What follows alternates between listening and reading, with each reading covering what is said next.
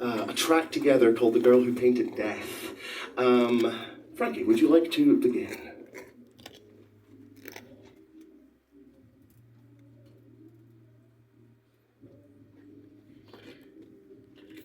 And with desperation and no small degree of madness, she takes the portrait of her love, and she takes one of the bone bowls from the kitchen, because it has to be a bowl of bone, and she walks to the western water at sundown, because it has to be there, and it has to be then.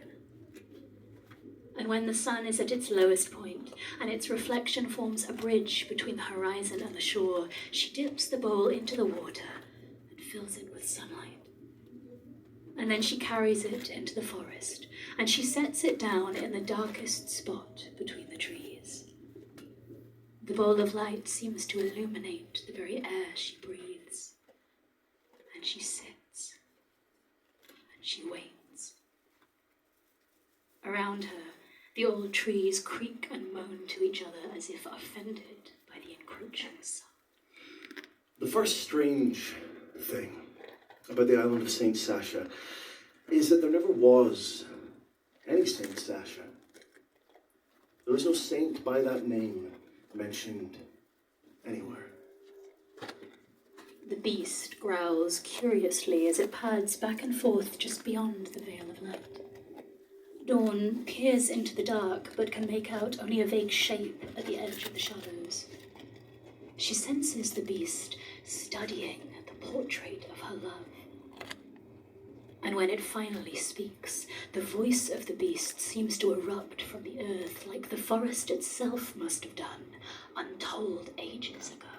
Second is that up until the 1890s, when the last permanent residents left, the islanders considered themselves to be directly descended from those who set up camp at the very edge of the world, or at least the very edge of known civilization. To the east of here lies mainland Britain, but to the west, absolutely nothing. Just featureless sea. New miracles, it says. Human miracles at that. A troubling perversion. What would happen, I wonder, if you painted a self-portrait? The notion makes Dawn shudder. The beast grunts. Of course. I should expect no better from a man. Brutish nosiness wrapped in the hide of curiosity. So, says the beast, and Dawn feels its terrible gaze come to rest on her. It paws the ground restlessly. The dirt of this place irritates my hooves. Make your request. But there is a third thing about this place that no one ever seems to talk about. And it's related to why the people who crashed here were stranded for as long as they were. There was nothing that they could use to repair their boat, and instead they were forced to use the wreckage to build shelter, which they later rebuilt with stone, and then learned to hunt seabirds to complement their diet of fish, and then they became just another settlement who survived against the odds on a planet full of settlements who survived against the odds. There is nothing unusual about that. Except... You want me to undo this, do you? Fracture the magic.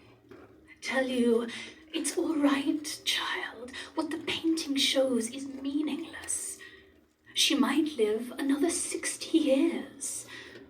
Or she might die next week. Or tomorrow. Or 5 minutes ago. At home, in bed, alone. Wondering where you are while you were sat here, waiting for me. For all of the island's tapestries of fairy tales about the things that creep between the ageless trees in the deep dark forest, there never was a forest here.